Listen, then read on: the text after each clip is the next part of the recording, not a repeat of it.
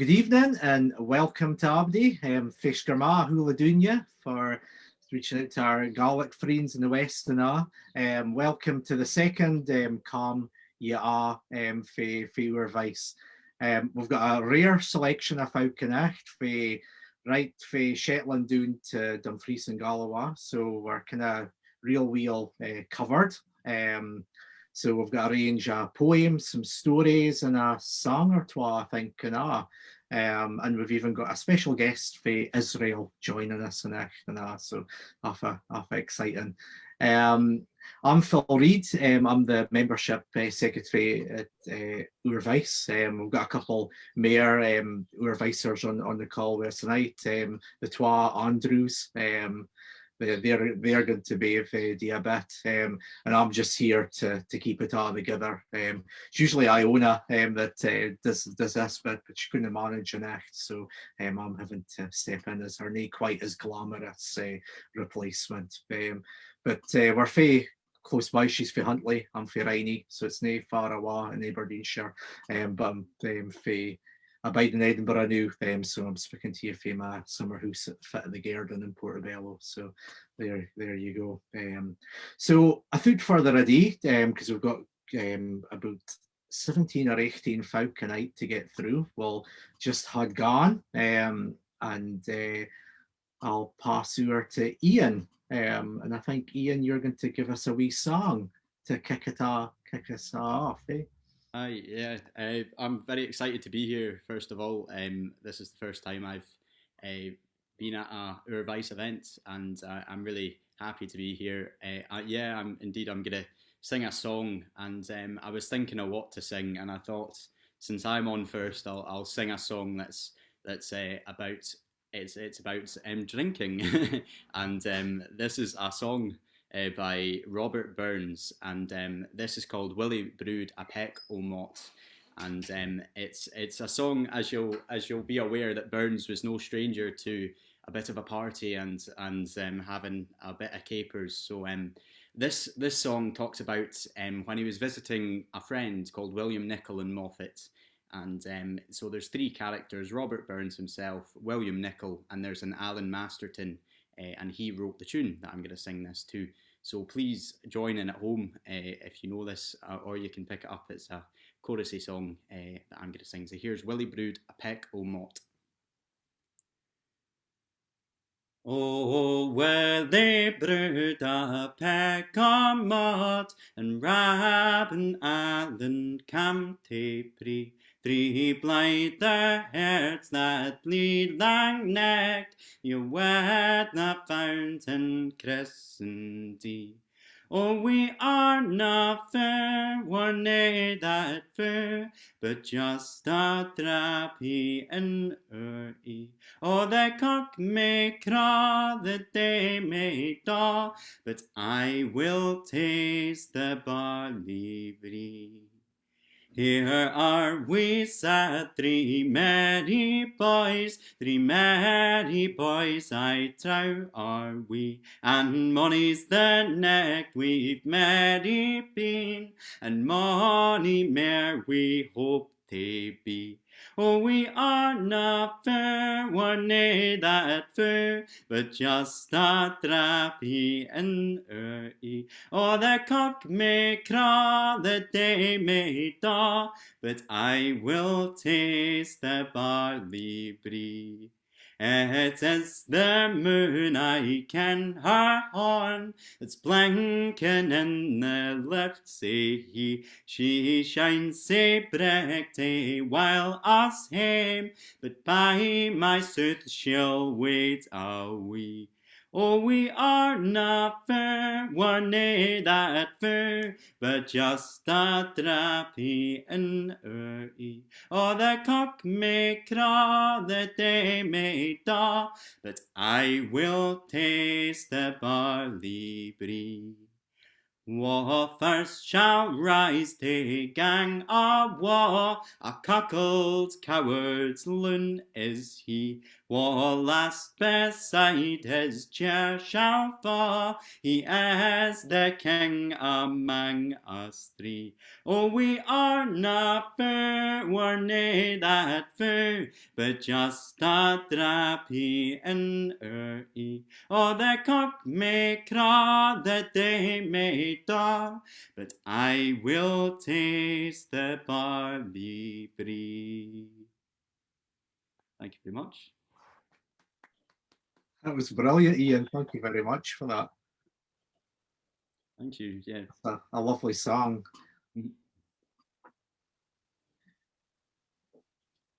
And we're going to pass over to Nat Hall next for some Shetlandic poems. Right? Am I right? I will. Hello, everybody. Well, yes, I mean, Shetland is me adopted mother tongue, so sounds fine, actually. But don't hear some Shetland, you would hear some Shetland tonight.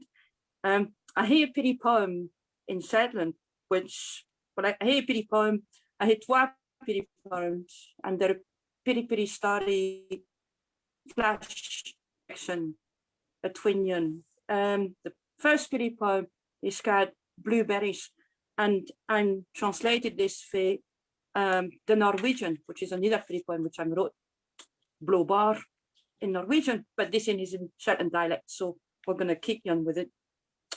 Blueberries are the simmer by the gate, atween the fjell and the blue sky, where the ern flies over the ebb. Blue as the night smiles in Ulster, blueberries are free for the snow, a twin string and Garrienger, where folk fin sleep in a blue dream. And feel the feathers of the ern deep in the fjord. Blueberries grow by the roadside, the yellow house in Queenerod, where the deer drinks at 5 o'clock, and the catiogal calls thy name at the simmer dim. And mind that, and thy inner takes with blueberries at the table. So young was blueberries. And then I'm gonna take you, we had a pretty coarse winter here in Shetland, like in Scotland actually, I took it. But we had a pretty cold winter for a pretty start, and even in February, young got even colder. So here's a pretty piece of flash fiction called Iced. New beginnings at each sunrise. Bridget just knew what she had done, throwing her croon into the surf. Eternity inside rollers, spirit back on white lace, sea glass, iced sand. Nude and winter clothed, brace cairns and things, she began to look beyond dawn. The ocean jade rebukes and scalps with a grain of derision. So she picked up her holy crown, salt turned to rust, and left the sandbrig for the heather. On the first day, she searched and skimmed frozen lochans, the holy grain in every well, first petal gems under bare trees, every footstep closer to north, where rounded heads for nearby braes look white as ghosts, where icicles immaculate fell in harmony and silence. She bowed and sang to each redwing, followed grouse prints till to the sea, frozen inside the wall, entered the realm corrugated and painted red of old cabins, birds, the beds. One single road where gale-shaped trees waited for her to give them to a new lease of sap. She tasted sad afar sundown, trudged to the blue of ice and hail, sipped water for glass stalactites. So harsh her trek, she found solace behind the stone, where fern cropped out as emeralds in a casket with blue diamonds. She, the goddess, stood still and kneeled in a prayer to love this land, free, tussock grass from icicles, let water flow down to the kelp. On this first day, she gave her crown to Selkie folk who hid their skins by the pitheads, retraced their steps deep in blue snow, whispered mystic words to the wind, and planted seeds for the new war. A glimpse of love in each sunset. And then finally, I want to finish up with a pity poem, which is very, very close to my heart, because it involves a pity rod at where the brig was on the west side and Sanes. And I'm actually writing the pity piece on the roadside one Sunday night. It's called 6 Miles. In this pity poem, I'm talking about what I'm seeing and the colours of the sheep. So you're going to hear some really, really Shetland words there about the sheep and their colours and patterns. 6 miles. The twisted gate. 6 miles between Sanes and the brig of Waz. A serpentine otar and hint. Sheila, Shomit, Grimmit, Murrit, Cat Mogit, Gog, Mogit. Wandering yows by the roadside. Hinty leggets between the sky and the paved banks were wops, epcots, and lavericks, invisible in the butter, and flues filled just like flotsam, anchored like yawls in every light between ripples, a peu de blue at the simmer, the cloud and new. This was side song. Thank you. Thank you very much. That was lovely. I just love hearing the melodic sort of melody of the Shetland dialect. It's great to hear. And it's a place I've never been to, but through the sort of work we were Vice, we've had a lot of chats with our friends at Shetland Forwards. Oh, very good. Very good, because I'm one of the, well, I was one of the members, I mean the founder members.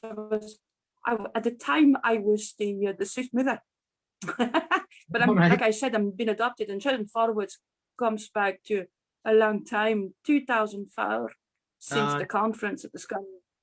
And Jan's a long story.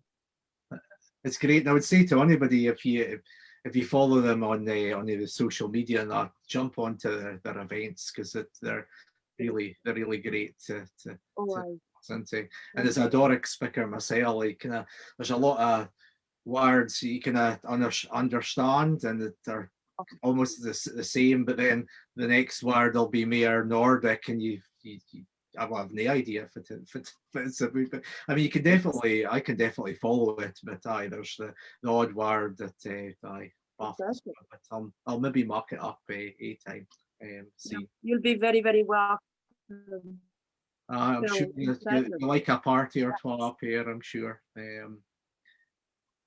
Brilliant. Okay, thanks for that. And we're going to head over to Israel, that well-known enclave of Scots Lead.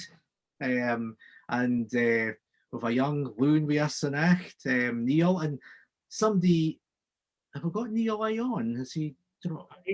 Yeah. Oh, I just. Oh yeah, you are. There's so many folk on my screen, I kind of lost track. And a wee birdie's telling me it's your birthday, and Aye. Today, the day is my birthday. Aye, I'm 30. Well, happy birthday to you, for all us. Happy birthday! Thanks. I was born on the anniversary of Rabbi Happy birthday.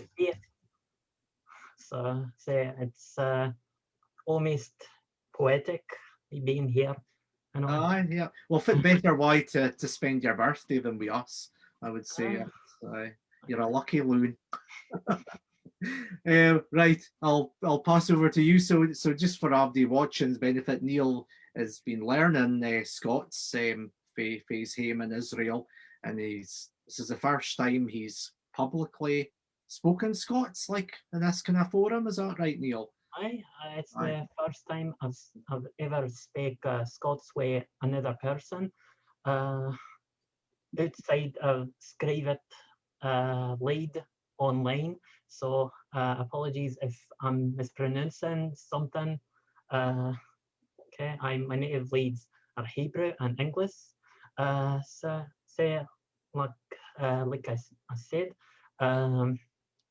today the day is my 30th birthday. It felt a wee bit daunting for me, and so I scribe a poem.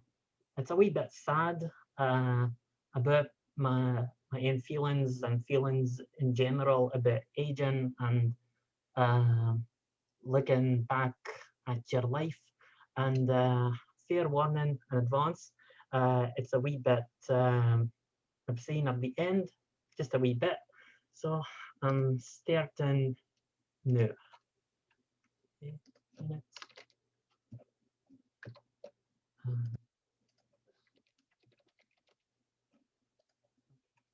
This is a poem I scribe it myself. First poem I've ever scribe it in Scots. Here it goes. Frae whan a bairn can only suckle, folk dream of wits in store. For this we ain what his sae muckle different open doors. Bra yet for feathers and for nithers, mony a sleepless nicht. To tell the richten frae o others is a sair ficht. And holding don that's rechtly chosen, held and never let, afore the wane has crossed nae closing, long is Sarah yet. A door calls forth, but is sae fickle, lichtest breezes rocket. Thou thinks, I did nae dae sae muckle, now it's shut, I lock it. Dan may say words, mum may raise horn, they're only human, but a door is move it, now it maun remain I firmly shut. Again by teacher bairns are telt, ain Disney ken, but knows. With sudden speechless shame then felt, another door may close. And we ourselves may walk where path, with all it brings to us, and callously some rang doors pass, with little thought, and thus accumulate a heap of errors, afore we understand, then keek a hint and shudder in terror. For here the doors are gone. And what's to say why one or war, whilk nudges fault, what's then? Was it the world's round us, or was it all we're in? Oh, had I kent to shave folly, frivolity lang sign. Oh, had I kent rift past the folly, my wise friends I could join. Oh, were it that I'd sooner learned, I had potential then. But way is mair to my sweet bairns. I've closed their doors for them. And all that's left now's just the great. I didna ken, I didna. The door is locked, can't be freed. But gie's a fucking windy. That's it. It's brilliant, Neil. And even like you got your accent down to a T and R with they just the words. That's a lot there Scots, and some Scots could speak in I think. So well done for that. Thank you. Yeah. And thank you for sharing that on your birthday. That's much appreciated. Thank you for the opportunity. Oh, you're welcome. Well, we'll be here in Mayor, so we'll be you'll have a chance to scrive another een or twa for the next scene, and you can come back and wow us again. Aiblins. Brilliant. Cheers. So we're going to go over to Andrew now as our treasurer at our Vice. So he keeps us right with the money. And he's going to do a wee poem. Is that right, Andrew? A wee story I'm going to do, but More or less the same. Aye. Cool. Cool. So this story is scribed this weekend, and it's about returning home to your own country after a long time away. Homecoming. I stepped out the airport into the most furious wind I could mind in my whole life. My pale wee suitcase for the mere genteel climbs of the south of England wobbled and wiggled on its wee wheels as the wind scalped it about me and half a muckle clout hung, ready to chuck down all the water in the world on my head. It had to be this way. I couldn't come home without being met by such a furious welcome.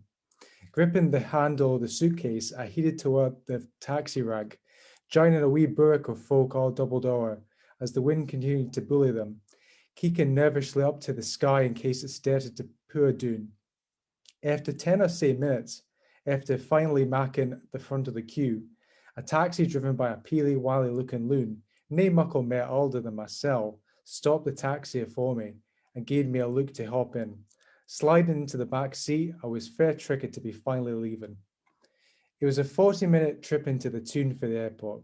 The driver gave me the usual pat of your hey fan you've just left in airport. Far'd you come fae, how long you biding here for, fit you getting up to and all that. And I gave him a nook of a response so he wouldn't think I was a total idiot. But I didn't get him more than that I had to. I always was scunned after an early morn, even getting the flight was only an hour long. After he'd spared me all the questions he could think of, we both settled down into a comfortable entente of silence. I kicked out the window, and like I was, when I came back home, I could tell what had changed. More houses had been built, and more field. What had been full of cows and sheep had disappeared. I couldn't understand why so many fancy houses had to be built or far was cowping them the new, for nobody had any money.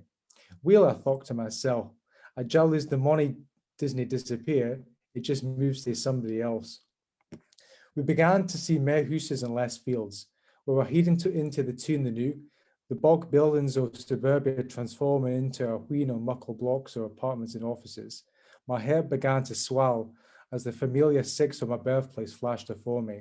And after 12 long years of biding in a foreign land, I finally felt the warm embrace of him.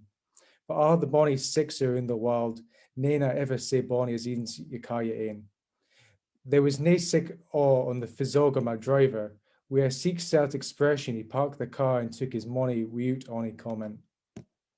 I was to bide with my parents for the whole time I was up north, but they were out in the country until the night with my grandparents, while we both guiled. I decided to meet a pal for Squeal for a pint or two in the meantime, and began to daunder over to a favourite pub for we'd passed money agreed over for his young chills. I had begun to pour down, and the dark buildings of the tune glowered over me like hungry wolves. For all their ferocity, there was also a brawner care to the scene. Many of the buildings looked teared out and scruffy, the umwild glow lang gone. In my mind's eye, I always minded the tune is full of folk and life, but most of the shops looked like ghost tunes. These were the lucky ones. Many others were completely boarded up. Like walking suddenly for a vivid dwam, I felt lost, unsure of where I was and what was real. The pub was at least seemed the same. I spied my pal outside, hunkered over, hands deep in the pockets of his jacket. Spotting me through the dreek weather, he pulled me out in with his muckle paws to gie me a handshake. Fit like the day, he asked. Aye, nae bad, I replied, like I was. Entering the pub, I grabbed a round of tenants and took them over to the wee table where my old pal was sat. Cheers, we said, the chink of the glass ringing out in the quaint pub. The wear of the familiar chat began to well, as we danced scared friends, memories of being loons in the squeal, and of course the old religion, the fit bar. I think seemed a wee bit different, but in money-wise, we could have just been 18 years old loons. We added hoot money wilds awa. Money was passing, but just as we were about to leave, a funny look seeped into the ear of my old pal. He gave me a sleeked smile, looking awa bashfully, almost feared to tell me if it was on his mind. Finally, he cracked. He and his wife were expecting. He was going to be a father. For the second time that day, I was pilfering my bairnie reverie with a haired scalp. I gave the men afore me a mighty congratulations, raising my empty glass to his coming bairn. And then I was alone, with the rain pouring down me without pity. As I walked down the street, tucked into the confines of my jacket, I caught a look at myself in a window frame. I looked wider than a drooked dog, hair slathered over my face, stubble like rocks clinging to my jaw, the lines on my physog deeper than ever. I turned away, shoving my hands in my pockets, pushing the gargoyle-like image out of my mind. It was starting to get dark as the licht of the night drifted away, and I kent it was finally time to get home. Excellent. Cheers, Andrew, for that. Dave, am I right in saying you scrived your first novel last year? Is that? Did indeed, yeah. Yeah. All in English, but aye. So I've done a couple of wee stories, but I haven't written much this year at all. So it's good to get back into the spirit of things. Aye. Well, thank you very much for sharing that. It was just bra. No bother at all. Aye. Cheers, man. So Faye and Aberdeen Loon, we're going to flee back up north to Orkney now, and Lorraine. Is that right?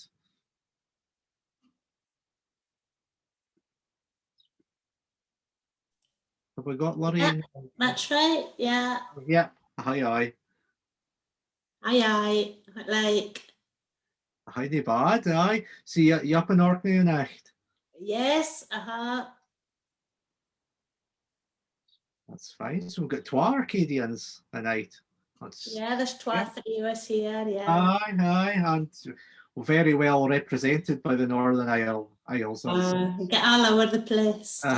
Great to see. Okay, Lorraine, I'll wish now, and I'll let you ging for it now.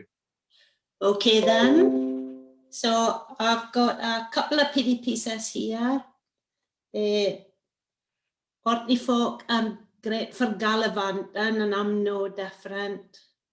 And we get down to Edinburgh for a week about a month ago when things were sort of loosening up, and we thought we'd take our chance and go down a lot, and we had a grand time. So this is a pity piece about Princess Street. It's called Showtime on Princess Street. Had showtime on Princess Street. Fair to middling airs and marches, drifting and out atween the backing tracks on pneumatic tires softly clopping on cobbles, and the morning waterfalls of glass cascading into ashy curds.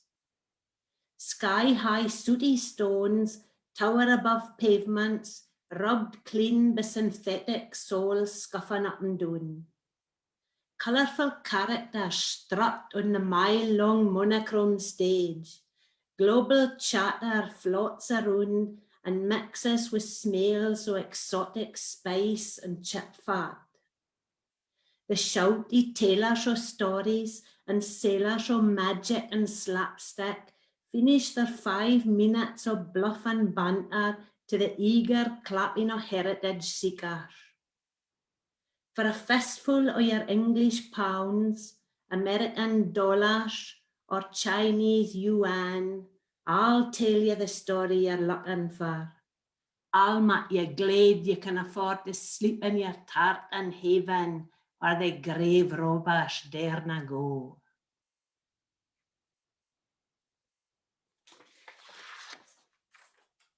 And now I have one that's a lot closer to home. In fact, it's right down at my feet, and it's called The Nugget.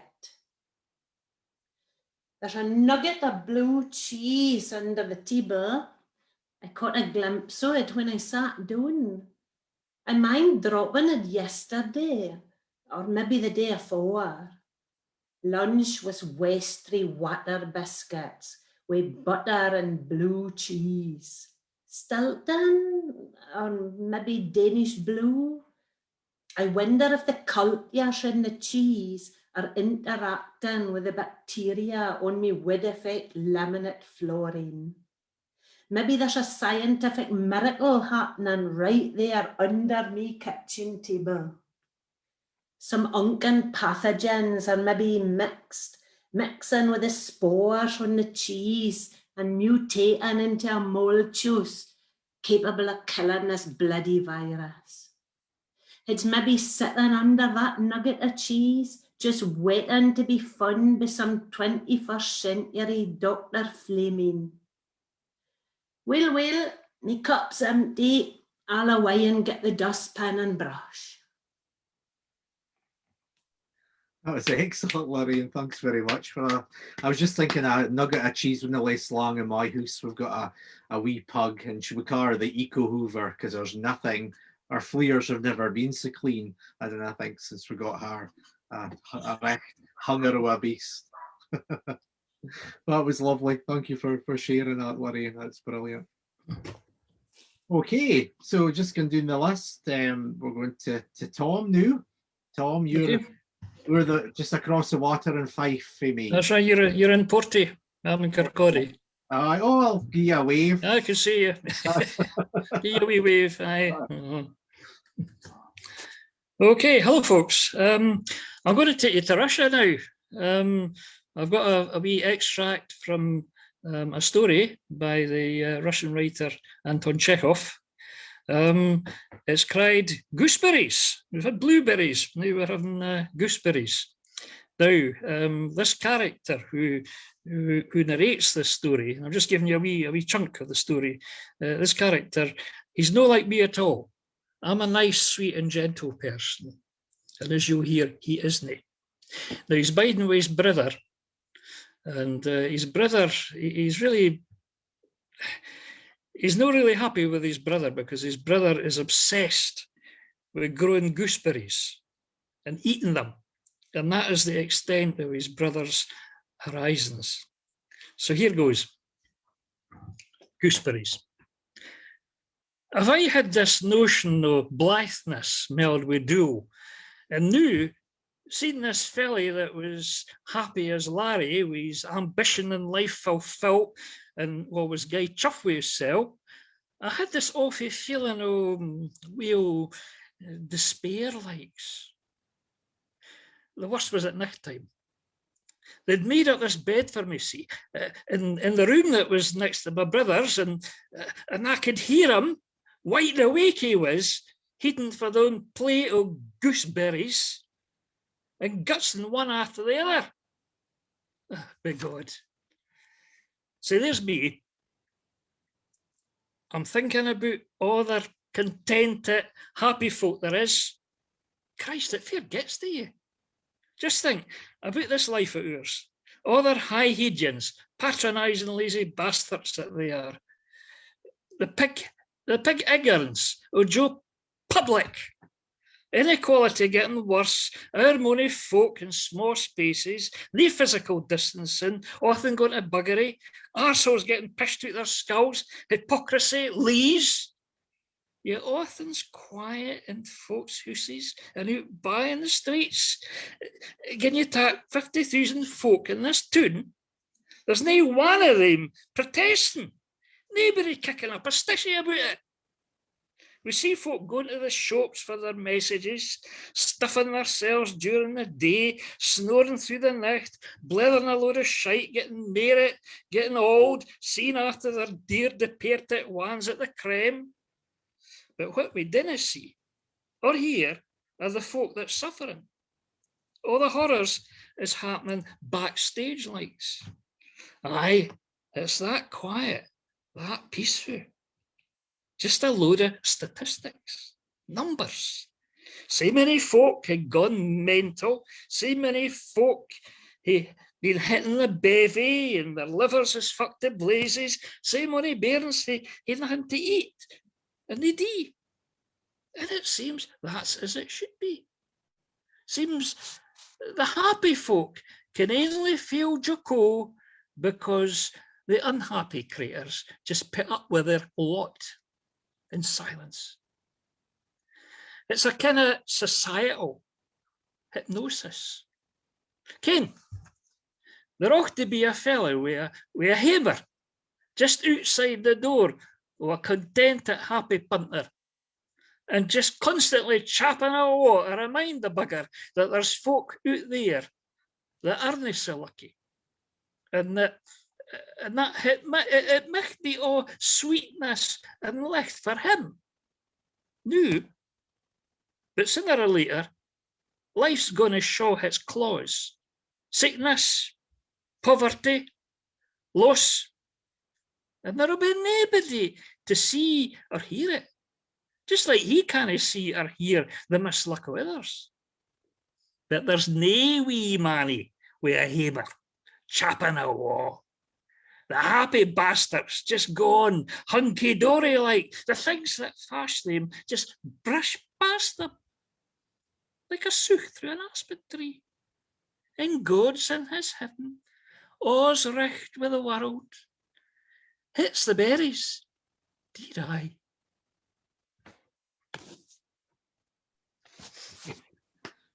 Thanks, Tom. I love that. That was good. And all the gooseberries, that makes my... When I see goosers would come up the road, we used to hate quite a lot. Out the back, and my mum used to go out, and she used to soak out the middle, throw the outside down, the dog used to eat them up. But that's got my think of that. It's quite close to the original Russian, but I did take some liberties here. Aye. That was brilliant. Thank you very much, Tom. And we're going back up to Orkney again. To meet Barbara. I think you're on next. Thank you. Hello, everybody. This is the first time I've been to this, so it's a bit daunting, but we'll have a go anyway. The first bit I'm going to do is called The End of the Day. I used to spend all my holidays on the farm that first of all belonged to my grandfather and then his two sons. And every holiday was spent there until I was 15. And my uncle died and everything changed. So I look back on the place very fondly. 3 generations at the end of a working day. Livestock and folk, all fed and watered, standing outside at the end of the house.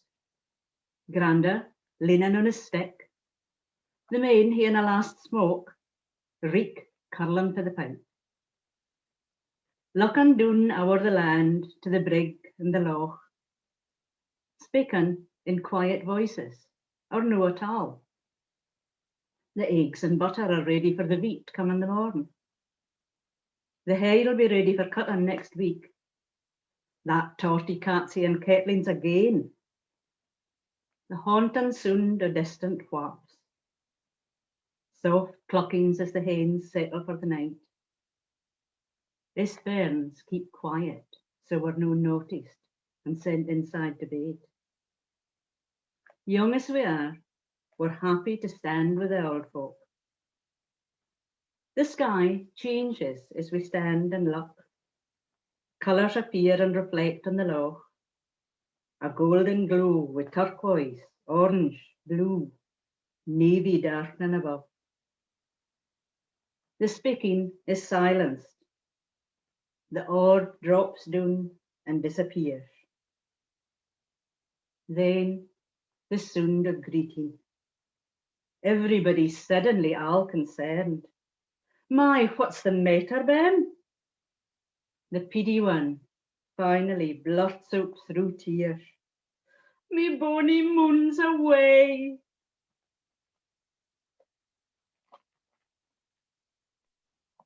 Thank you, Barbara. That was lovely.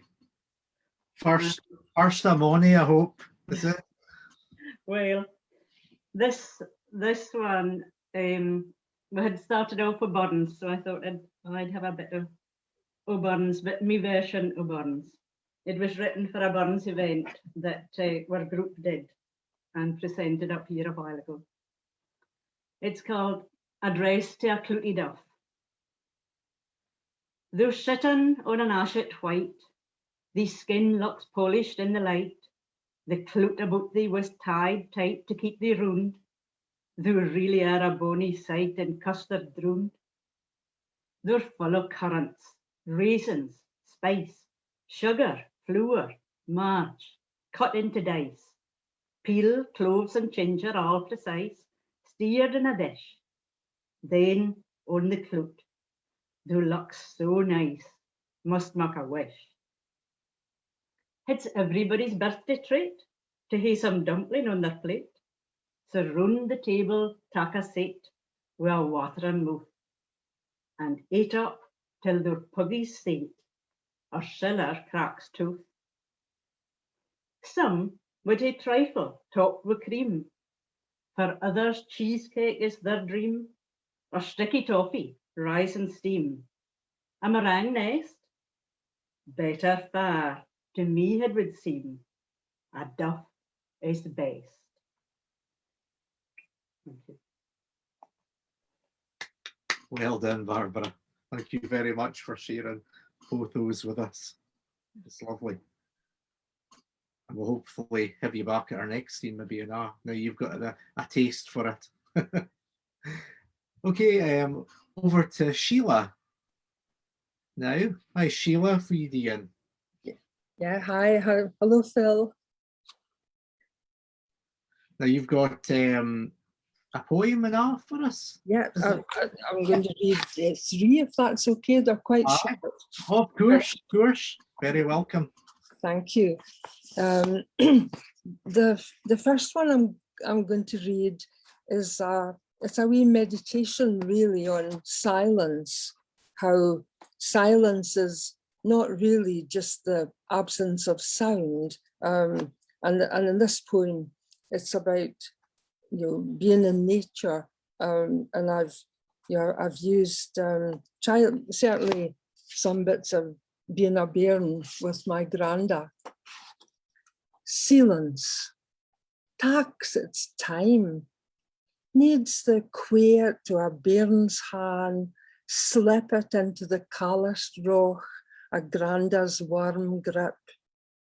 The perois, jinking round the back way, to keep out the road of the Sabbath folk, making their sonsy steps hame. Mangs for the skinkling, a black and white wings, a been the siller o' an April sun, as peasy weeps dance their spring. Listens to the lang sough and clack o' beddysteens shifting and shackling under thrang clear water. Disna mourn the sair fac o' death, but marvels at the bleedy orals flurin' at Todd's den. Says, tak tent for you plant your feet. I mind to walk down the side o' a park, greening with early corn. Is to be hard learned, like nothing else.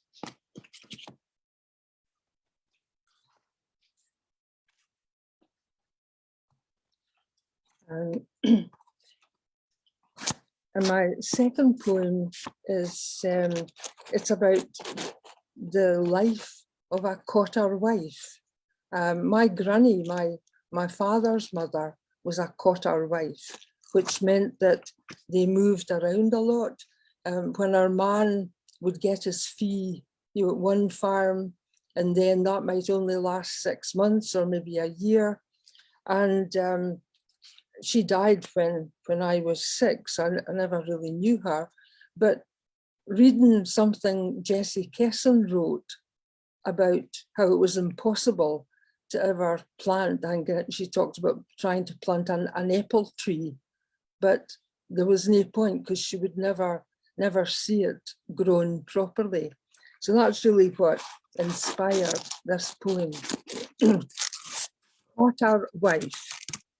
There was a year we lasted the hale 12 months, twa hale terms, fae Watson Day and roon again, afore my man fell out with grief, as was his wont. So it was back to the Fian market and a new fee, a different cotter hoose, a Newtland wife in the big hoose, nae ken and fit should expect to me. Athan clighted on the kerty, bairnies, dishes, sticks of furniture, the shelty straining atween the shafts, and my man, dour-faced, black-brewed, ready with his hand getting on every door and argy-bargy. My heart was wechty, wearing awa for that place, my face begrutting and sat. But nae for the Cotter house, so it was bonny anew. My tears were for the grun, the black grun. It's soft dirt, ease and heart sears at Martinmas, crumbling through my hands when I'd planted bulbs, bluearts, snaffite stars of Bethlehem, skyery tulips, vaunty in their silken skirts. And its bounty in the summertime, keeping us in mate. The why it seemed to sigh after a rain duken. And fit would I gie to plant a gien or an apple tree, its croon of white flowers, brobit with a pink adorning, elke spring. Would lichten my every step, left the very heart out my breast. But a tree like that takes time to spread its roots, to ease into the ground. Change doesn't agree with that.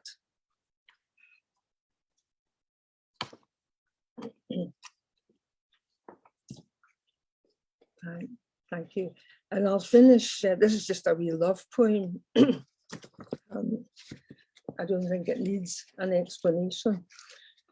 After him, it's nae the ceremony, she said, nae even the vows and the trembling fummel of rings, nae the tenderness of the minister with his heartening look, though that does bring a tear that oftentimes spells o'er. It's nae even the speeches or the look they gie another when he swallows and stumbles o'er on behalf of my wife and myself, so that can grow a lump in my throat. No, if it breaks my heart as when the dancing starts. Did I ever tell you he couldn't dance when we were first together? So I found another lad for a while, but then he asked me out again. He'd been to classes, learned to dance. After that, there was only him. 40 years we danced. And I'm sure we'll dance again, whether we'll be a bitty wind playing with a leaf or twa drops of water racing in another, doing a rainy windy to plash as in, or the hinner end of a water go, arching into the grun. Of course we'll dance again. O that I hae nae doubt. But recht noo, my dear, I need to excuse myself. Kiss the bonny quine and shake the bridegroom's hand for me. Tell them I'll see them in the morn. Thank you. 3 off of bonny poems there, Sheila. Thanks for that. I really liked reading about the Cotter houses. So I grew up in Ferns in Aberdeenshire and partly Bombshire. So I was Cotter houses about, but I suppose I'm a generation after folk kind of used them like fit they were bigot for. So it was interesting hearing that and kind of brought it to life a bit for me. Fit. Yeah, but my dad was a firm servant, and well, when he was young, and he would speak a lot about the moving and the work and how the loons had to get jobs in the firm in order to keep the house for their mother because she was a widow by then. Yeah. So, but I mean, my generation, I never had to bide like that, but they did. So I like to write or try and imagine what it was like. That was lovely. I really enjoyed that. Thank you. Fair Garden, I think, about things. Okay, Alan, I think we're going to you next, and you've got, I think you might have a song for us. Absolutely. Would that be right? Mm-hmm. Right. Yeah, can you hear me? Aye, can hear you fine. Oh, okay, we have contact. Yeah, I'm going to sing a wee song. It's called Jenny o' the Braes. Now, I've been a folk musician for a long time, and I've written a few songs. Some of them are in standard English, but some of them have got a smattering of Scots in them, and you know, I can't boast that I've got a big vocabulary in Scots and Lowlands or whatever, but this one has, and it's about an old lady that lives outside a community, and so she's not part of the community, but they all know who she is, and they kind of look out for her. It's that kind of care in the community that it existed several generations ago.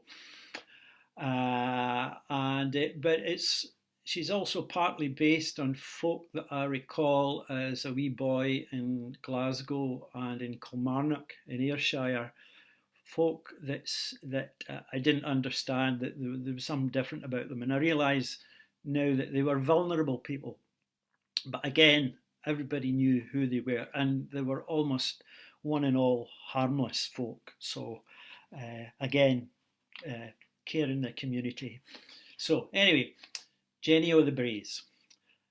The people cried her Jenny o' the Braes, and she was weel kent to us a', her gangling body hanging out her claes, made her ston out when she strode down the brae. 'Twa days a week she'd come visiting the town, she'd tak the breeze rain, hail or shine, her silver hair would be fleeing in the wind, and folk thought her a creature mad or wild. When ice and snow gripped a' the country, you'd see the smoke rise frae her chimney. The world ablow could then rest easy for Jenny o' the Braes. The wind blew always round the muir, it rattled on her cottage windy. She sat inside close by the fire, she was content in her ain company. And if you asked her if she was weel, she'd say, I'm grand, sir, how's yoursel? And then she'd trudge on up the hill, Jenny o' the Braes. She wasna bothered ower want to gear, she lived on cheese, bread, oats and barley. She wasna fashed wi' trouble or care, she'd spurn the knock that brocht a helping hand. Sometimes she'd wander o'er the muir, collecting heather, plants and flowers, and singing softly to hersel, Jenny o' the Braes. Last year she bided mair at hame, her cottage door was seldom open, and when the spring flowers come to bloom, she hardly ever ventured down the brae. One day when someone was out walking, they saw her chimney wasna smoking, they fun her setting in the kitchen, a smile upon her face. Jenny o' the Braes, Jenny o' the Braes, Jenny o' the Braes. There we go. Thank you very much, Alan. That was a lovely wee song, that. Well, thank you for sharing with us. Oh, I think we're back up to Orkney again, where you guys are real covered in echt. And Izzy, you've got a wee something for us tonight. Hello, yes, I have two short poems. The first thing's just to make you smile. It's one that Barbara and Lorraine's held a few times before. It's who I feel when I have folk coming to bide in the house. It's called Twice Blide. We hae eens for half coming to bide. They phoned and told us, my, we were blide. Taking their care, they'll be out and about. Just a bed, really. It'll be grand, no doubt. They're coming the morn, for what a steer, making the bed and gan daft, dight and out. Me message list is long, of course they'll need fed, with fancy cooked breakfasts and lemon drizzle cake. Sausages, bacon and egg and plenty of toast. The notion of Airbnb long since lost. More messages yet run up at the till. Fancy dinner, it's like feeding a mill. They're gone the morn, thank the Lord for that. I'm knackered with speaking and cooking and baking. Me dishwasher thinks I'm clean lost the plot. It's been filled and emptied a hell of a lot. We had eens for half, oh, head was fine. Bed clothes are washed out on the line. Me owl clothes are on, salt fish for our tea. Blide are on the boat, crossing the sea.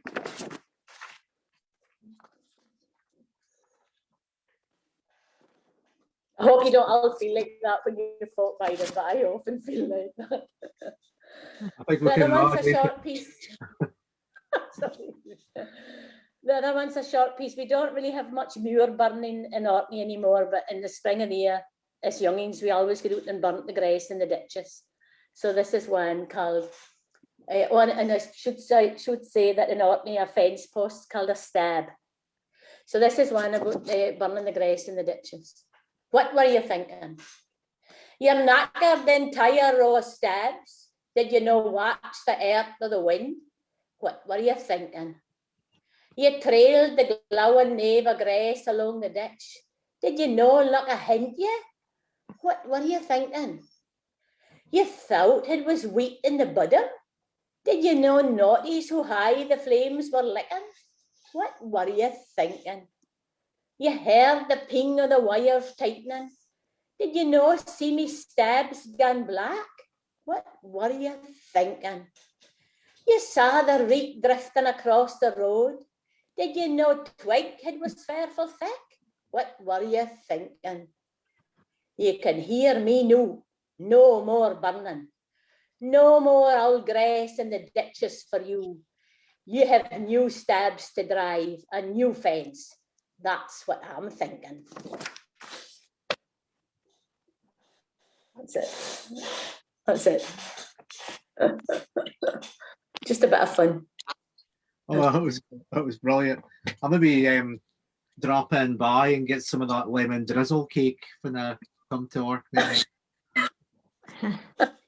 I think you'll be most welcome. Abdi can identify with the visitors coming for a hail of kind. Alpha happy to see them come, but you're right happy to see them going away now. Brilliant. Okay, and over to Chris for a bit of Shetland, but I think you're in Glasgow yourself, Chris, aren't you? But you're a Yes, I do live in Glasgow, yeah. Shetland Quine. Thank you. This burns are baptisms of fire. Burns are baptisms of fire, big and spiked with claw barbed wire. Hills are hurled in hosts, armour o' the winter frosts. Gills fae a werewolf's breath, gardens clip at wing wreaths. Critters find it for themselves, curling into the seashells. That is their capes and masks, wee tattooed horns and tusks, as if jammed in stocks, clutched wee chemical brooks. Blanclood so SOS, Aquila wilderness, Dirrican pitfires, this is a Pict's address. Fox feet dunder and thumps, briar patches oh burst bumps, warts and skills ticket humps, where trees trip o'er their stumps. Fairy tale hags. Once upon a time there was 3 little pigs, bleak nursery rhymes with fairy tale hags. How the vermin were handled as bait, folk were like gremlins emerged fae a grate. Critters gie sermons, fritters their nest, Adam and Eve's garden was repossessed. Beasts' legislation was not obeyed, so they took action humans had strayed. War rejection o' the world's goods was clad by commission for the last trees wid. They begged for a pardon and tins of sardines, but the bird wardens wouldna bargain. Cities were comas, the world's humdrum pulse, casting dilemmas and stung wi' a curse. Search for sanctuary, shelters no quar, hobbling economies and banter was prayers. Barter tomatoes and fruit machine flots, money dominoes and retired pound notes. Folk were questioned with ventriloquists, they had a confession for middernator's trust. Four leaf clover omens. At midnight, when the carriage turns into a pumpkin, critters will be freed fae a cage, ending shenanigans. The pumpkin will feed poor people and those in homes like prisons. Baubles will be apples, with guidance for the shaman. The streams will be saltires, holograms of seasons. Jungles like mermaid's hair and four-leaf clover omens. Knights at the round table will drap out their weapons. Beasts will rock cots and stables, with red carpets or gardens. The world will be repaired for bands on extinction. Animals face despair, and critters hide crucifixions. The drained and parched forests will soup juice seeped for pumpkins. Cleaning shores like fish on toast, it will hill its layers o' onions. And Gurnin gargoyles. Evictions fae a trow's slum, recipes o' rock-axed crumbs. Gurnin gargoyles freeze so glum, pitbugs pierced fae hulls o' plums. Blood, the burn flavoured like rum, candelabra, nips o' drams, winds wind, rummels tae humdrum, brocks are lick a scarecrow's tomb. Biggins rattle stone like drums, twisted rocks embait earth's gums, sea and lands brawling rhythms, barometers skill tantrums. Nests o' ancient skeletons, shielded by heider curtains. Shipwrecks salute wee cannons, and crofts say layers like onions. Thank you. Thank you, Chris. That was lovely, lovely set of poems there. Thanks very much. Thank you very much. Thank you. Okay. So before we pass over to another Arain, Andra, just for watching, I thought it was maybe just worth mentioning fit we're all about it our advice. So we've been the organisation was set up really brainchild Jack Coppener. I'm not sure if he's watching tonight. And I guess our key purpose is we're seeking to get a Scots Language Act through the Scottish Parliament to really give Scots the recognition it should have and to secure its future. I think that we've seen an act as a real diversity. It's exists in Scots and is very much alive today. So we've been kind of ramping things up a wee bit over the past year. We had the Scots Pledge campaign for the Scottish Parliament election, where we've got quite a few candidates to sign the Scots Pledge, and a few of them are new in the Parliament. We obviously had a reading. I think it was the MSP for the Western Isles on the sort of Gaelic Language Act as part of that, and Scots was also mentioned in that. So I think there's still a wee bit to ging, I would say, and we've sort of kicked off a political working group within Urvice, which is mainly committee members, but only members are welcome to join in and that.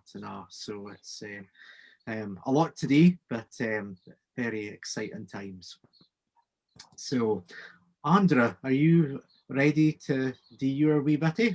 Indeed I am, and for this I'm going to try and share my screen. Let's see if this works.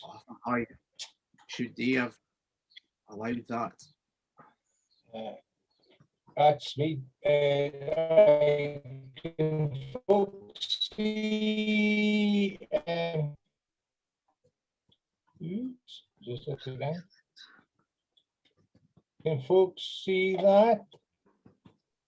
Can see it, Bonnie, Andra. Oh, you can? Oh, it's amazing. Aye, right, okay. Technology. That's all right.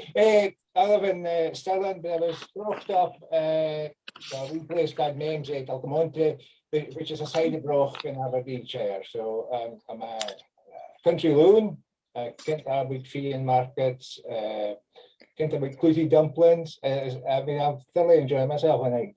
Anyway, right.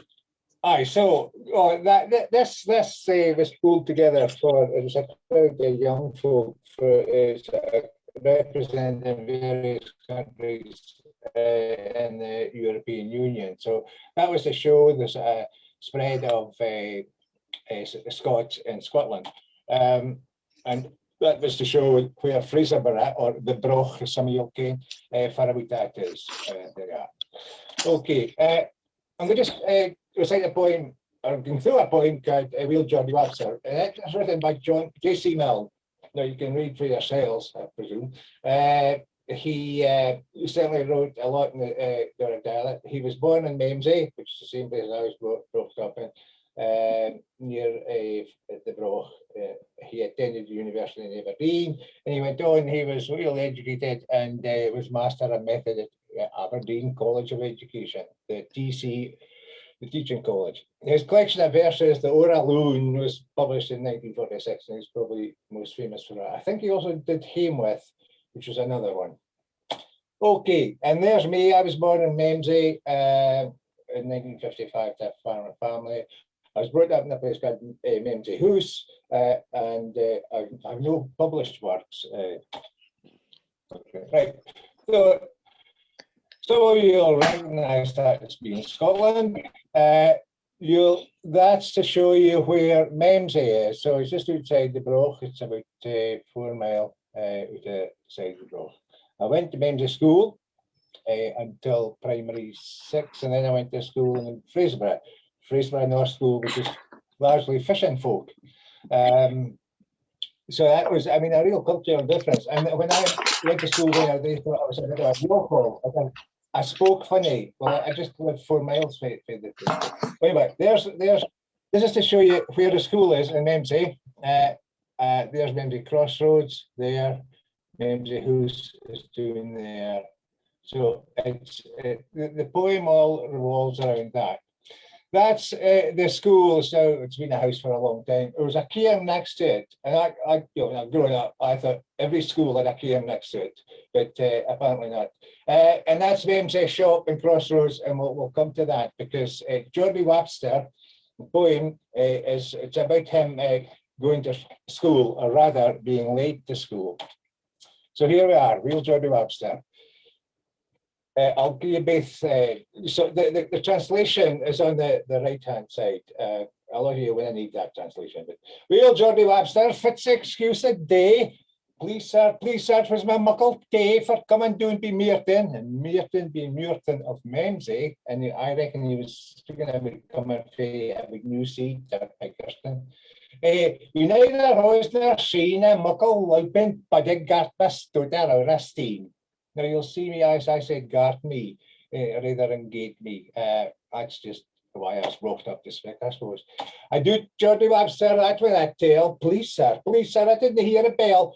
for a trumpet on a bee's bike, nae far from the bogs, and I couldn't hear a clapper for a buzzing in my lugs. I couldn't find a nether bogs. I don't think there is one. That's J.C. Milne's made that one up. Lost Geordie Webster, fat system and new. Please sir, it was a granny Sue, for I was barely rode it. When out my mother came, ran Geordie for a fusky, I'll stick your that dwam. I presume a few of you will know what a dwam is. It's very difficult to describe what a dwam is, but it's I'm not feeling well, I suppose. Hoots Geordie Webster, a regan gate. Please sir, 'twas my mother's weight, for she had a mist by ordinary call this morning fin she rose, and she couldn't get my porridge steered for dichting at her nose. I do Geordie Webster, I do your tail and lees, please sir, 'twas my mother's new cheese for a connacht on my stomach, and it came to sick a hecht. I was rowing like a bowie in the rigging over the neck. I love those two lines. I was rowing like a bowie in the rigging of the net. It's just got a real drum roll to it. Okay, we'd be here, Geordie. That's when I do. Please sir, I wouldn't like to blah, but the very morning I'll walk in with the cock and come sculping down to Mamesy when it's ringing 8 o'clock. Alright, Geordie, you'll be in time in morning. Aye, sir, as sure as the boodie's watching Hilly's corn. Boodie being a scarecrow, apparently. And please, sir, that's day I'll leave, huh? We'll let that flee, Geordie, stick to the law. It was Geordie on time the following day. Well, we'll never find out. Okay, that's me, thank you. That was brilliant, Andrew. That was good. I liked the way you set a bit of context and about the area. And even though I'm from West Aberdeenshire, we kind of just bypassed the northeast nuke up here. So I haven't even been in the Broch. There's a lot of folk do that though. I said my wife, she said, but and when you come out of Aberdeen and you're heading towards Ellen and the Broch, and it just looks so dreich. There's no trees, it just looks bloody awful. Anyway, that's me. Oh, yeah. And I did come for the boodie was we tatty boodies, we called them. I've never heard of that. Aye, scarecrows. I used to mark them for my granda. You don't often hear it nowadays.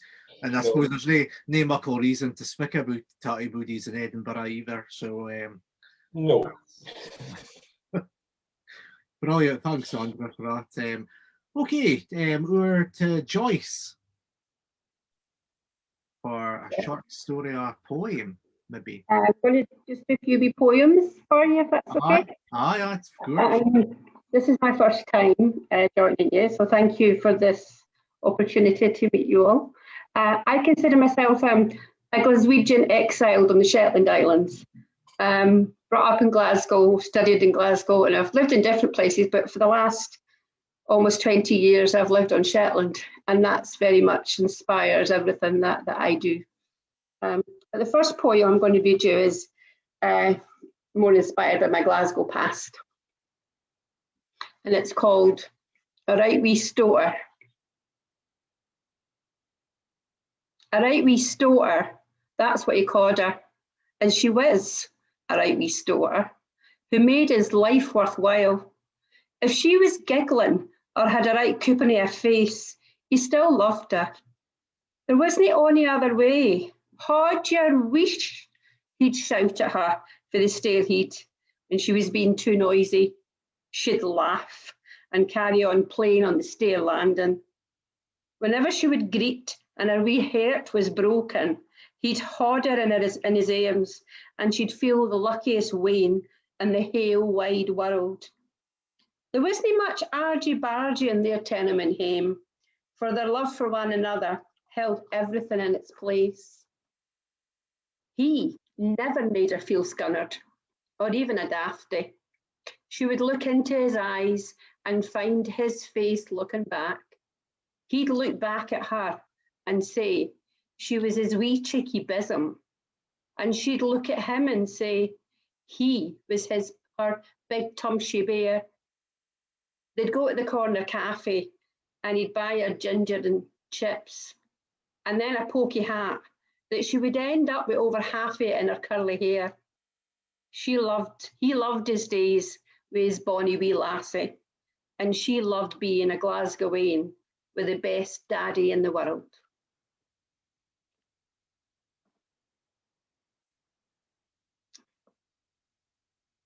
Okay, we're going a bit north now. The auld wife.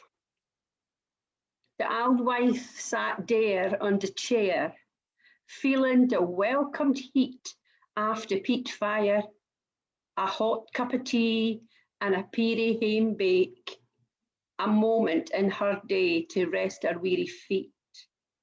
Slipping into a nap, her mind began to wander to earlier life and joy and tears.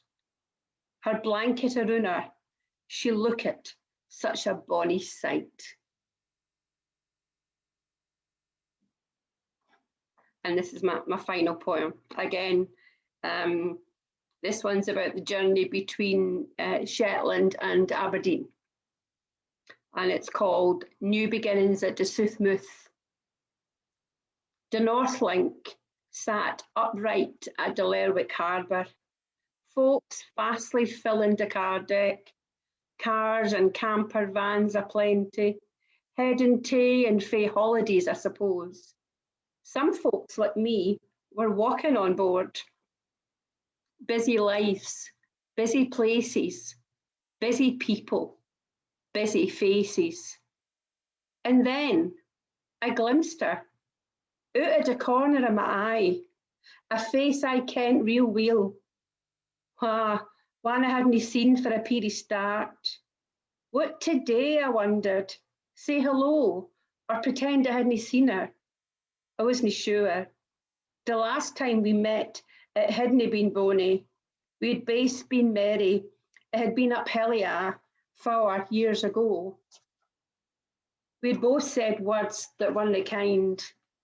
But hey, that was a long time ago. I'll wave and I'll saunter over, I thought. And so I did. And I got halfway there. I caught her eye and she stared me out. I can't know to go no further. Busy lives, busy places, busy people, busy faces. So I turned around and went back to where I came from. Stood in the queue waiting for my ticket to get into the door of a cabin. 14 hours in one place, I thought. That's a long time. But Aberdeen was calling me and I just had to get off the island. It was time to get away from kenning everybody that I met on the street. It was time to buy some new clothes, and there was a concert I had a ticket for, and some old friends for college that I wanted to go and see. Busy lives, busy places, busy people, busy faces. So, bag got put in the cabin, and I spread my quilt on my bunk. It was time for tea, and I went up the stair to the restaurant for mere folk, no doubt, to see. I stood in the queue, and in a moment I saw her. She was at the till, paying for her fish and chips. I wondered again if I should wave over, but something inside of me felt fear just the same. I gathered up my food and a cup of coffee, and I found a seat over at the window, my favourite place on the Northlink.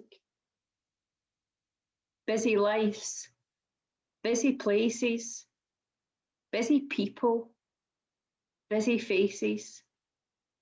I watched the museum, the Mariel, the pier and the school, and out to Southmouth we went. I sat reading my Shetland Times when a voice in my ear said, "Mammy, would you please talk to me?" There she was, that face. My daughter, she decided at long last to come and talk to me, and I was blind. Thanks, Joyce. That was lovely. I bet that crossing can be Guy Roch. Can. Certainly can. You know, at ferries, I can imagine the bar being quite raucous and is it? Well, pre-COVID days, yeah, you'd get a lot of folk playing music and singing, and especially during things like the folk festival and, you know, when there's an event on. But yeah, a bit riotous. But at the moment, the bar's shut, I think, on the ferries. Nothing much happening there. Yeah, mind you, it might not be the best to hear a drama or two, and then it'd get real rough. I think wouldn't be the best feeling maybe. Brilliant, Joyce. Thanks for sharing those.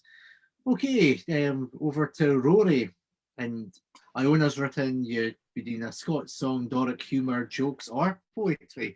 So, well, since I was told I only had 5 minutes, I'm going to do two things next. So first off, I'm going to do a wee song called "Ní Need for Fechten," and well, basically it's a Macy's McCain song called "Tatties and Herring." So it's a fishing tune for you. I think it's fair room Peter Heed. And I've changed all the words to mock it about world peace, because my father's just recently turned 60, and he inspired me to not get into wars and not get into fishing. So I'll do that song, and then after that, what I'm going to do is I'm going to rap The Bruce by John Barber, at least to start it on anyway. So I'll start off with my song. So, oh, you folk of the world, can you see fits a dee? There is money a fecht, and we've turned to blenny. Was peace and harmony, nae pair to your learning. Ma ha father I telt me, nae need for fechten. Nae need for fechten. Nae need for fechten.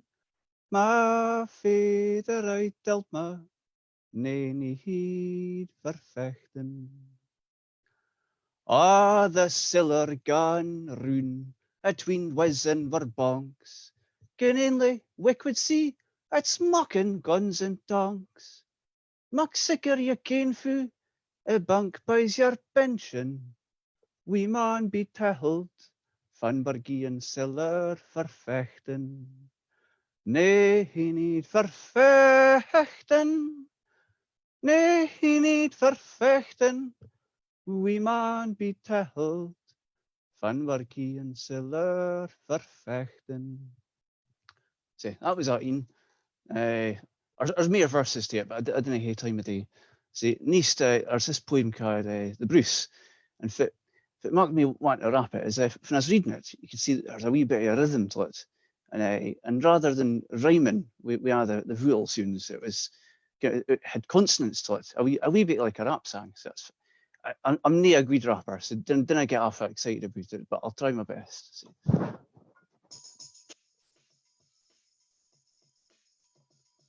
Stories to read are delightable.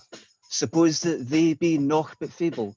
Van should stories at soothfast were, and they were said on guid manner. Hey double, pleasance in hearing. At first, pleasance is a carpin. At tither, the soothfastness. It shows a Heinrich does it whiz. At sooth, thingies are likened. Till mannies hearing are pleasant. Therefore I would fain, said my will, gin my wit mech suffer certility, pit in writ, a soothfast story. Say that nae time of length it let, nae gar it haily be for yet, for all stories that men reads, represents to them the deeds, o stalwart folk that live it are, recht as they in present were, and certes they should weel hae prize, that in their time were wicht and wise, and lived their life in great travel, and often hard stir a battle, where nae prize of chivalry, and avoided a cowardry. Oh, that was that. Sorry, that was brilliant. That got my whole family going, because so you could hear the drum beat on this wee mic, it had to be awful loud. So that was the door gone, because I've probably woken up all the bairns. So I'm near the weed books. Like, the bairns from money have you got? 5. Good, good. That'll keep you busy. Yeah. Right, well, yeah, thanks, Abdi. So, Aye, no go with the other neck. That's well, I have heard Doric rap before, but that's the first time we've had a bit of Scots rapping on our events. So thanks very much, Rory. That was grand. Cheers. Right, so we've got our penultimate performer now, in Sheep and Brian. I think you've got a poem for us, maybe?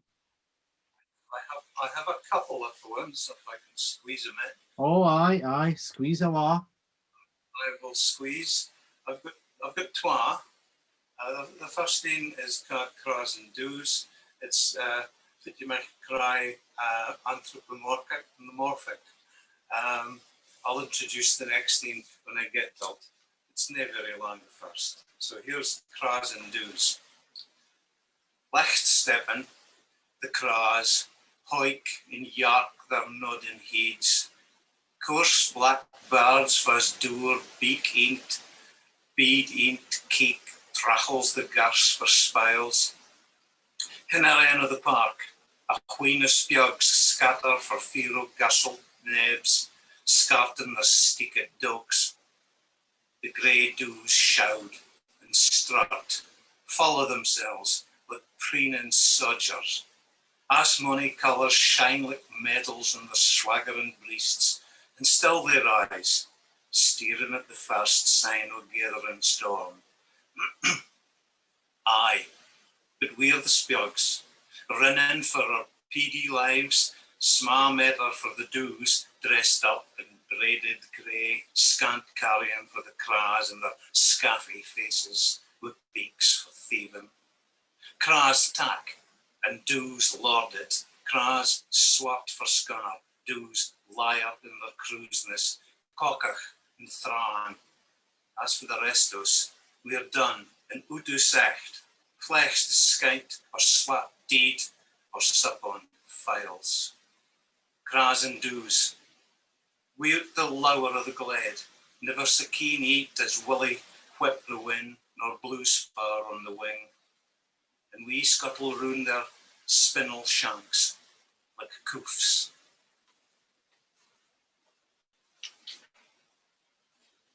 And I will now give you, some of you might have heard this before. I read it in Glasgow 2 years ago, and this is Musicianer's Lament, and hopefully Rory's contribution or rapping might have an echo, because I wanted to write something in Scots. It was about my history and the history of the, far back. And since I used to play funky jazz back in Aberdeen, this came with me. So Musicianer's Lament is the name. Again, I was walking down a road or another, files, I was dancing like Jagger or Bowie to the sound of a drum. Nowadays, I'm minding on times wheel deed and buried, minding days when I put my finger on the string and played my own rock and roll, my own jazz in the house of Aberdeen. Forby, I was driving on my lane up some back road, funnering, riding through Dub and Flushings away to some Kailyard farmhouse, for in with Cairns soon of guitars and scarrel or blue note blues over the Carl Dreer parts and Steenbuyer's boss of Kai. And then, mere like I was just alone, pitting other tunes have been tunes of half-cast glory rumbling round my ain northeast grun, piping and threeping out its bends and their black affronted lids. And was I nae happen aneth? Was I nae happen athen in some ill-tricked dreaming? Maybe I, if I'd shad awa the blute grana grew in, and if I sun up myself with the loans out by my hame, to gang a yont my mother and feathers who's far for the drool seas herst, a hard and bitter chav, and caller yet. For if I was sicker, could I speak fair? Would I nae tell you I was just doing as I was dealt? Letting the dominies of my days drum in their lessons, till a day I let the wireless station jocks fill my head with soons off some other road, and hurl me up its drill, and then fit why would I nae tak up thon electric music for my ear and thump out bassline after bassline till the lums rattled and the phones o' elke hoose up Langstraat Sabbath with a derl. Och, I was young, aye, and I would have thrown awa every tartan clute, bracket and twa every fiddle for fear of sticking in the mire if it was deed to me then. Syne I came to hear some black chiel fiddling like Nina Four. Syne I heard the pipes of France and Erin, or the melodians of Louisiana, and mony songs of wilder Scots, and the lips of folk track it mair than half across the world. I was that young. I never jaloused I was missing the whole weight of it. The dominies were sweet to tell about the undeed years, and what was done by some fae here. And some of it was Uncle Gled, and some was dire, and a wheen o't was hid awa for fear we'd grow swalt-headed and cruise and nae mair minor place. I was schooled in blateness and teached it. I was no knotless kin. I was stupid to be onything but doubter. I ran for sick a tale and I followed my ain music. Music for the whole roon yard till it followed me back, till it came hame here with mair and tow, and when they put bow to string, thumb to baran, finger on piano key, thump guitar, black sax and tutor, that was fun. At last I twigged.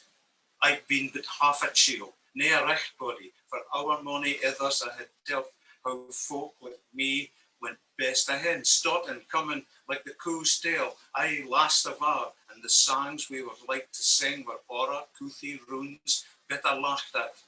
But when I put African drum to Celtic harp, reggae to reel, blues to jig and pibroch, the music made get a bee in the reef trees, and its brattle battled the world.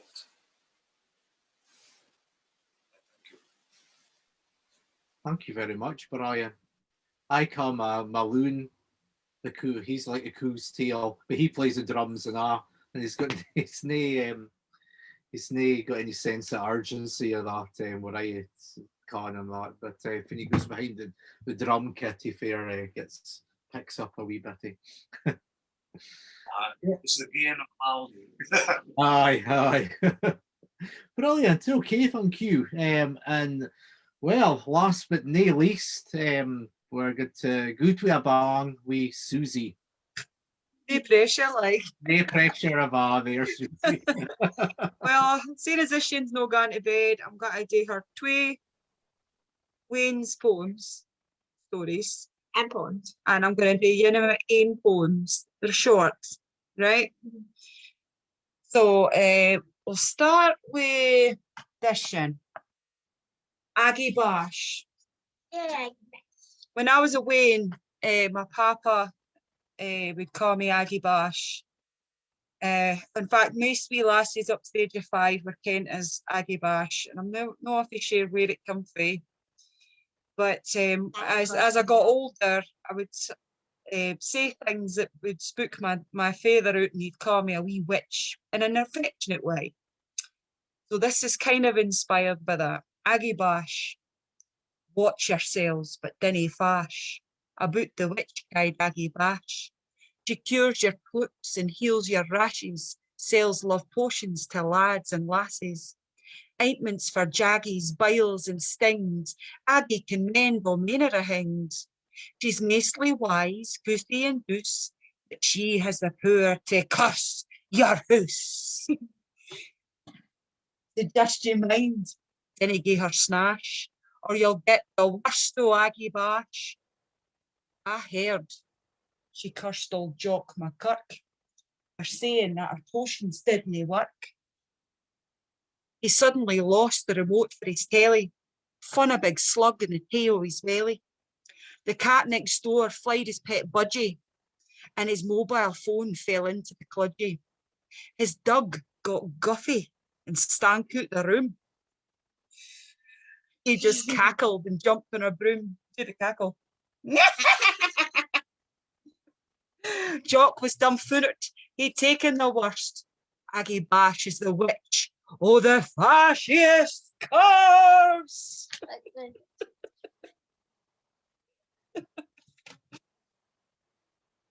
Then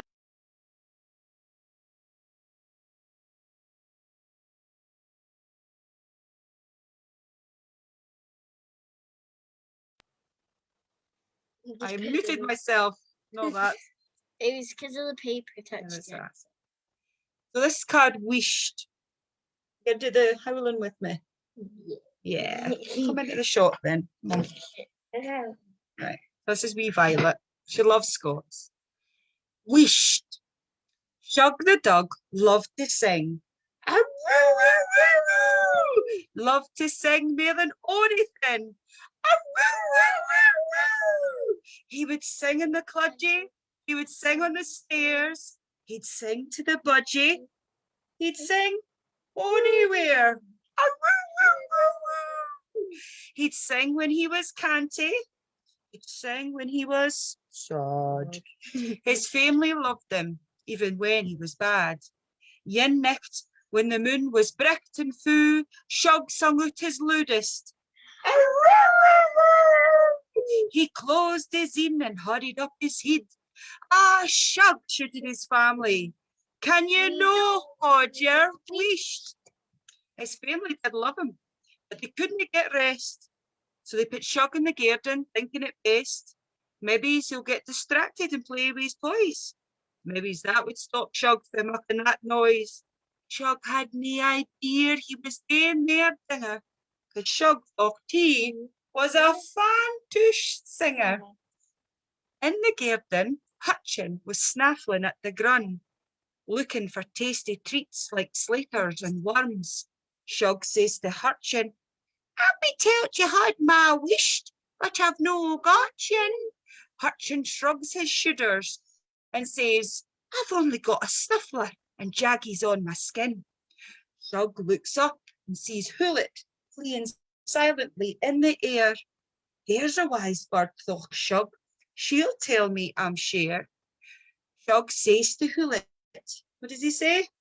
"I've been tell't to had my wished, but I've no got yin." Hullet thinks and says, "I've only got a twit-doo and bonny feathers on my skin." Shug sighs to himself and finds Puddock in a puddle. She had a mouthful of midges and was enjoying a buddle. Oops, Shug says to Puddock, "I've been tell't to had my wish, but I've no got yin." Puddock gulps and says, "Well, I've only got a ribbit and shiny green skin." Shug smiled and sighed. The moon was full and bright. Shug held up his head and sang into the night. A bedroom window flew open in the next door's house, and the old wifey that stayed there shouted, what she shout? "Shug, will ya shush?" Forgot it. And then one final thing. This is my sort of more grown-up stuff. I'll read this one to you. And then the other. Well, I've lost my page, hang on. Bear with me, here we go. This is the licht in the smirk. Right, let me see. Worried to knock something away. The licht in the smirk. They would hae you believe your own country's nae worth. Generations tell't this lie fae birth. National identity mocked and suppressed, unless it was funny or appropriately dressed. Wi' a tartan bonnet on it. But tuck hurt and imagine your freedoms for yon poisonous snakes that would rather slumber on and put chin on the wains for them to walk for it into promising future. Them insidious gowks that would rather fill their own coffers and tuck the basic comforts off our elders. They that lost sons and lovers for their gluttonous freedoms. Aye, corruption is rife, but you ken it's no our work. Scotland. And you see now, we had the licht in this murk. And that's that. A big round of applause, and especially to your wee assistant. What's your name? Violet. It's Violet. Nice. She loves reading Scots and she loves hearing it. And, a great wee performer. She loves it. Yeah. my daughter stuck her head in and she says, "What you doing?" I was like, Urvice thing. Oh, right. And then just marched back again. So maybe I can persuade her for next time. But maybe she's 12 this year, so things took on a new meaning at that age, I think. It does. I've got a 13-year-old girl here too. So she's definitely a teenager. she's like, oh my god. I can identify with that. I think I'm just going to permanently move out down to the summer house. I would as well. If I were you, I would.